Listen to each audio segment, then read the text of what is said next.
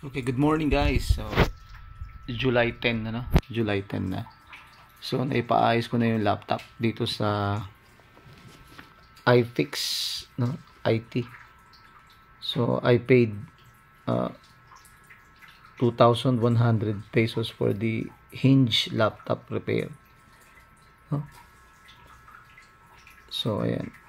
iFix. So, ito yung inayos kasi ito wasak na tong kabila tanggal na to. So ngayon na i-move ko na siya. Dati tanggal yan. Ngayon i-fold ko na siya ng maayos. Dati hindi. Yan ang ginawa nila. Check guys. Ayan dinikit nila.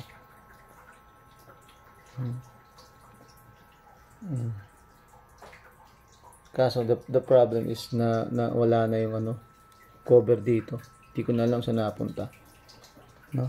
So kanya naka-ultaw na lang muna siya. So pwede mo na siyang i-fold. Dati hindi ko siya ma-fold.